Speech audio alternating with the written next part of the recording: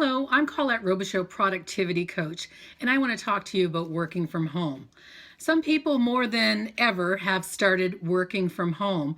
And one thing I'd like to talk to you about is something called found time. And what I mean by that is think about the time that you spent commuting, getting yourself dressed for work. You're probably still going to get dressed, hopefully. But for some people, like gals, many of us will not put on makeup and do our hair in the same way. So some people are saving an hour to 2 hours a day. What can you do with that found time? I'm sure, like most of us, there's lots of things that we would like to do. Let's just make sure with that newfound time, we're adding in things that are moving us towards our goals and not away from them. So think of some things you had on your goals list and use that with this newfound time. I'm Colette Robicheau. You can find me on Twitter at Colette Coaches.